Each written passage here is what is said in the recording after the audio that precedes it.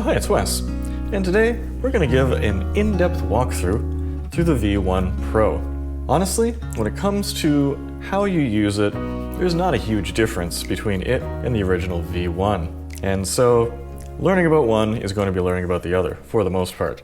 So let's get into that. First of all, we're just going to go over the basics of the design and what you can do with them. One major difference here is on the front, there is a plug-in for an external power pack. You can buy those separately online. It's a big old lithium-ion booster that can give you much more battery life and less overheating, more overheating resistance. Additionally, on the front here, we have a red panel. That allows the focus assist beam to pop out the front here. Great for DSLR users, not so great for mirrorless users. And then on the top here, there's this little retractable section that allows you to attach this sub-flash. It slides in, pushes down, and then you have a sub-flash. We're going to talk about the sub-flash when we go through the menu and how that is used. If we roll around to the side here, you see our pass-through battery pack. So if I push the button on the back here, push up, it comes out. These batteries are interchangeable between the original and the new one. Don't shove anything in these contacts here, incredibly dangerous. But you can charge this via USB-C. You can charge it in the flash or out. I would highly recommend not charging it while using it. That will wear down your battery very quickly. Then on the side here, we have this little door, which is very hard to open unless you pop the battery first. And there we have our flash sync port. So you can use a very small flash sync cable in here, plug it into your camera, plug it into another device that sends the signal of when the flash is flashing to trigger other things, mostly older legacy devices.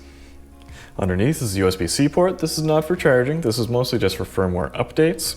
So you can plug that in and plug that into your computer, if and when Godox comes with a firmware update for this flash. And on top here, we have a quick TTL to manual mode switch.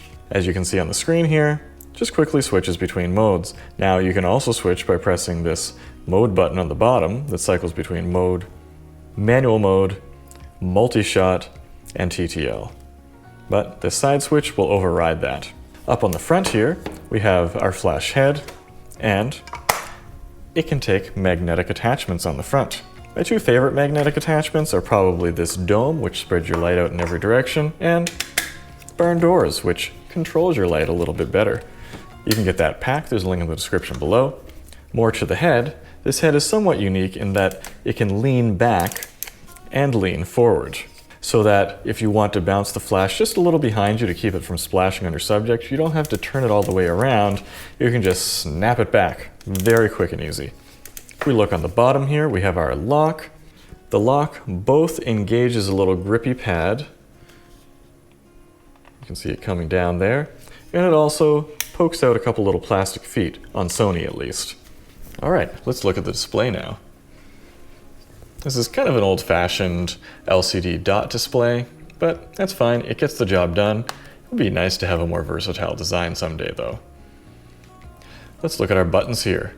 On the left we have our menu button, which opens up the menu and has a lot of settings. And while you're scrolling through that menu, you'll notice that the scroll wheel, you have to be very careful with it. If you press too hard, you will press other buttons. In the menu, not such a big deal, but when you're out in the main screen here, pressing this button will change the mode that you're in. Let's go through the menu. Our first option is our units. You can change it between meters and feet. I'm in Canada, so I'm keeping it in meters. If you want to change that, press the middle. You can toggle it with the wheel. Press the middle again. Have our AF assist lamp that shoots out of the bottom here. This is only really going to work for DSLRs. On mirrorless cameras, some don't even send the signal. Some do, but only in AFS mode, and most mirrorless cameras are designed to be used exclusively in AFC. Being that I'm a Sony user, I'm just going to turn that off. It's probably never going to activate on its own anyway. Standby. This lets the flash kind of shut itself down when it's not being used. Fun fact, I once left my V1 at a interior shoot at a hotel. I had sleep mode turned off. I had a lot of photo shoots that week, and so I had no idea where I'd left it. The customer called me back 3 weeks later and asked me to go pick it up. So a few days after that, I went to the hotel. I had sleep mode disabled on it. The battery was almost dead, but it was still on after almost 4 weeks. So I just don't use the sleep mode on mine most of the time. I'll turn it off when I turn it off. And the receiver standby, this one's a little trickier. I like to set this to as high as possible because let's say I'm at a wedding reception and I've sat down to eat or something. If I go over that 30-minute mark, all of a sudden I have to walk around the reception hall and either turn them off and on or hit the test fire button on them to turn them back on again. I set that to 60 minutes. Scan, a very important feature that almost no one uses, and it's very frustrating to me when people are like, why is my flash misfiring when I'm using it off camera?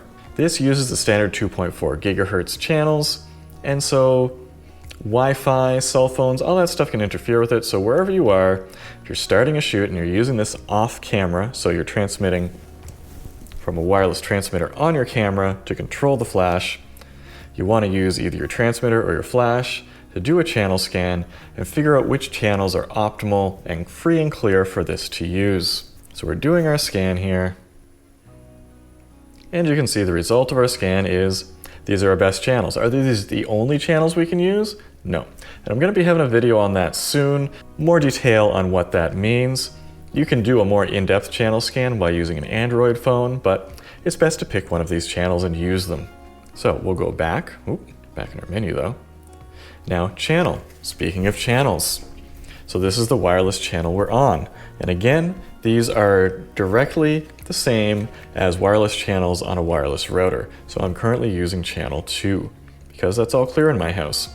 In most locations though, between channels 1 and 8, there is a lot of congestion and you're not going to be using them. Not a lot of interference in my house though. Most of the time, it's the higher channels that are going to be safer, because a lot of older wireless routers only operate from channels 1 to 10 or 1 to 12. So once you're up in the 20s and 30s, a lot less interference, generally speaking. ID. This is an extra layer, and I strongly recommend you don't use this unless you have specific need. So let's say you're at a very large venue and there's another photographer nearby, or perhaps you are 2 photographers working side by side, and you want to make sure that your flashes aren't interfering with each other. ID can add in an extra check, so every time your transmitter sends a message to the flash, it has to have a matching ID. So it has to be on the same wireless channel and then have the same ID. Don't play with that. Turning your ID on by accident can cause a huge headache when it's hard to figure out what went wrong. Beep. This is the first thing I turn off on any flash, because boy do I hate hearing that beep for the recycled. I want to keep things quiet. Light. This is our backlight, whether it's off all the time, on all the time, or turns off after 12 seconds. I'm going to leave that on all the time, especially good for this review. LCD is the contrast for our LCD screen. You can turn it up or down depending on what looks best to you. LCD screens over the period of years tend to drift a little bit, so this allows you to correct for that.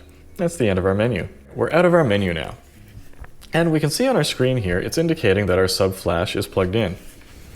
If I take it off, it's gone again. There we go. And so the first thing we'll do is talk about our sub flash. These are our soft buttons underneath the screen. So these buttons change their function depending on what's being displayed on the screen. As you can see right now, it's saying sub on this fire button, so we'll press sub. And this is where we can either turn it off or on and adjust the power. You can scroll up to go 1 to 1, scroll down to go as low as 1 over 1/28. If you didn't know, Godox and most manufacturers represent their flash power in fractions. So 1 over 1 is 100%. 1 over 2, that's 50%. 1 over 4, 25% power. So going all the way down to 1 over 128, that's a very small amount of power. Let's turn this sub flash back on, back off, and I'm going to unplug it just to make it a little easier to handle this flash. Now, the next button we have on here is TCM. What does that do for us? Well, if we're using TTL, which is short for through the lens, it's metering the amount of light that the flash or the camera thinks it needs for a correct exposure. And so there's a lot of guesswork going on here. You're relying on the little chips and gee-whiz gadgets in here to figure out how bright your image should be. I almost never use TTL personally, but some people absolutely rely on it. It really depends on your situation and what you need. If we switch our mode to TTL, either by pressing the mode button down here or using the TTL switch here, and you take a shot, TTL fires two bursts. It fires a test burst to show how much illumination the flash is going to get on your subject, because that's going to change depending on the color, the reflection, what direction this is pointing, how far away your subject is. And then after that test pulse, it's going to fire a true pulse of what it thinks will be the correct exposure, and then that's your picture. If you liked that, then you can press the TCM button, and that converts that TTL shot into an actual fixed manual amount of power. And then you can have consistent shots from then on. But additionally, and something that some people don't often think about, even though that first TTL burst has gotten to be incredibly fast in modern flashes, it's still A, taking a little bit of more time, and B, taking a little bit more power. So your flash is going to overheat a little bit faster, and you're going to run out of battery power a little bit faster. So if you want to get the most out of your flash, it's best to use manual mode, because sometimes you can lose track of what TTL is doing, and perhaps it's doing 1/1 or 100% power flashes, and you don't even know that you're putting a lot of pressure on your flash and that it might overheat soon. Whereas when you're in manual mode, a lot less surprises, you're the one in control of how much power it's using. And so when I'm in manual, I try not to let it go above 1/8 power most of the time for the V1. The V1 Pro, 1/4 or even 1/2 is fine for a lot of stuff unless you need to go really fast. So that is TCM and TTL essentially. Next up is our sync button. Depending on your camera, you're going to have a sync limit. So my camera can go up to 1/250th of a second for shutter speed, and then after that, it can no longer sync with a flash. It will get you black bars on the top and bottom. That's because the shutter of the camera is no longer just opening and closing. After 1/250th of a second, it's going to start sliding and opening up and down the sensor. And so a flash has to adapt to that. Some cameras limit at 1/160th of a second. So when you press sync, because this has intelligent connections to your camera body through the hot shoe, it can enter high-speed sync mode automatically once you go beyond your sync speed. And that will allow this flash to continue working up to 1/8000th of a second. But there are huge caveats there. Number one, as you go higher, the flash has to blink multiple times to cover that shutter sweeping across the sensor. The faster that sync speed, at say 1/320th of a second in my camera, that's not too bad. The flash doesn't have to flash that many times, it's not putting that much more load on it. But as you go up higher to faster shutter speeds, up to 1/8000th of a second, you're losing 1/2 up to 3/4 of your power from the flash. And so it's going to overheat faster, your battery's going to die faster. Only use high-speed sync when necessary. You can avoid using it by using just a simple ND filter on your camera lens to get your camera back to sync speed, and then you end up getting more effective power out of your flash, faster recycles, etc., etc. But that enables and disables high-speed sync. Next up is our S1, S2 buttons. These are optical slave modes.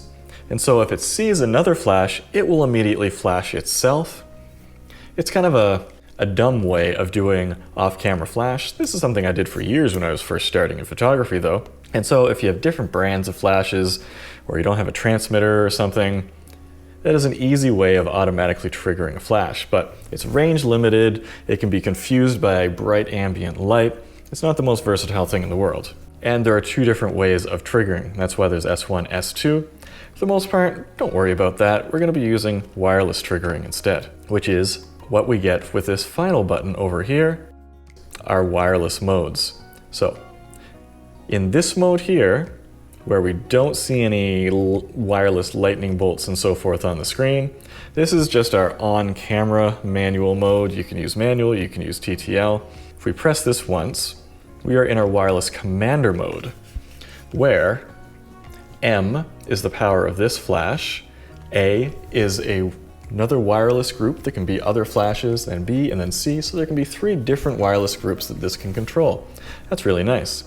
And I can quick enable, disable those groups by tapping the soft button corresponding to it underneath. Very quick and easy.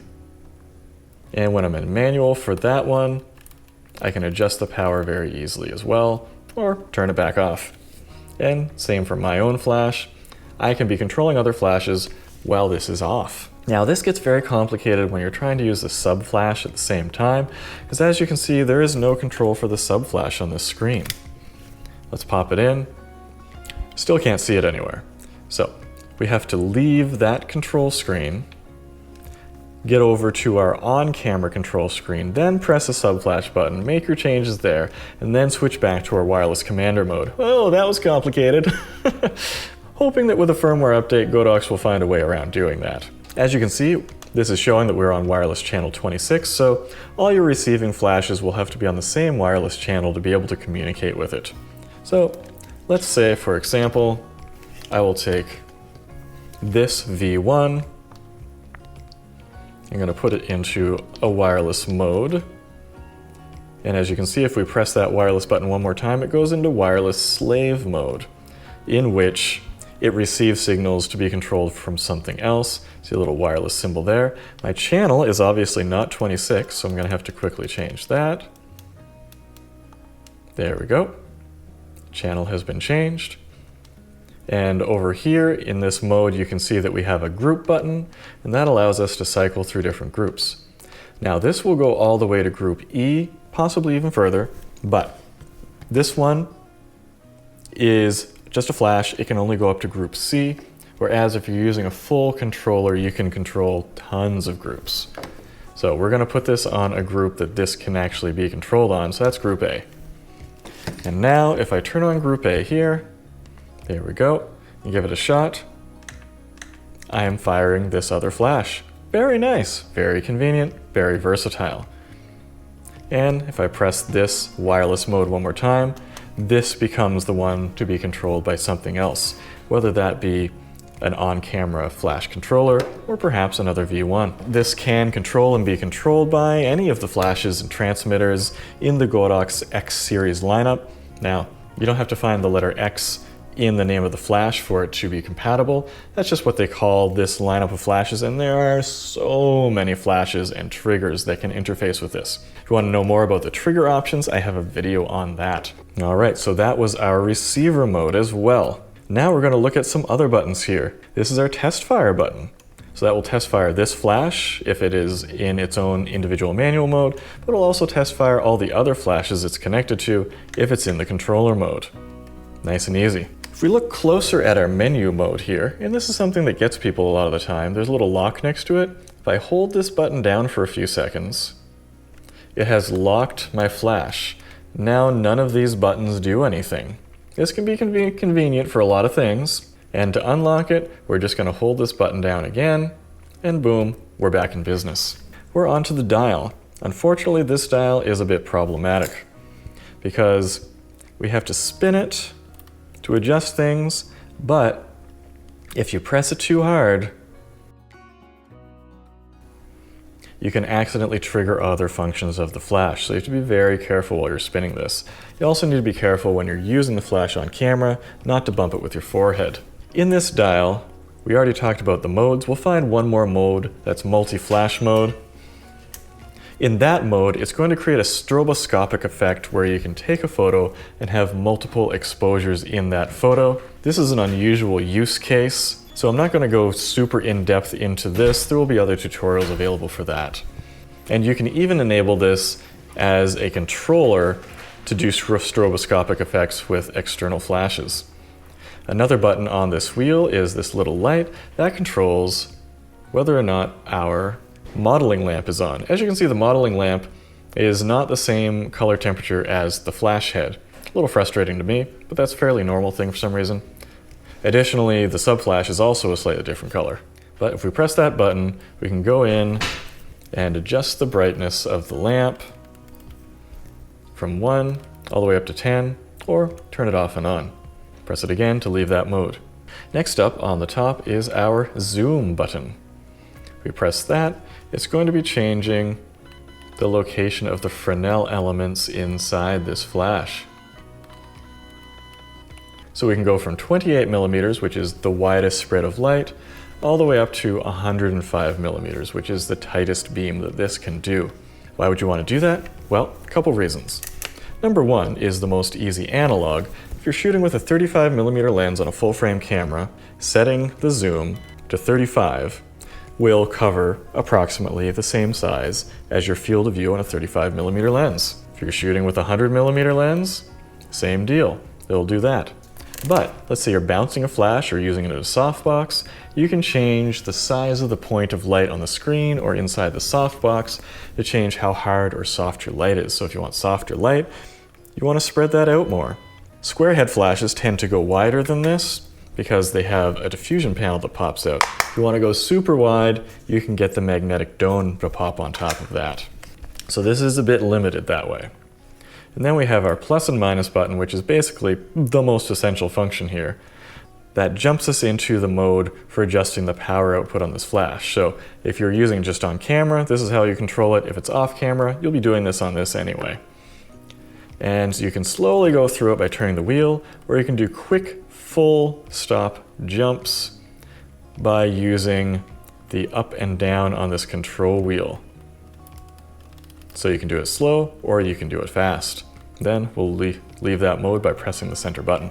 And then if you hold down these two middle buttons at the same time, RST, it will reset the functions of this flash. Careful not to do that. Once you get it set up the way you want, you don't want to do that by accident. And then our final switch is off. And there you have it. Those are the basics of the V1 and the V1 Pro. If you have any questions about that or want some further elaboration, just ask me down in the comments below and I'll get back to you. So, until next time, let's go take some photos.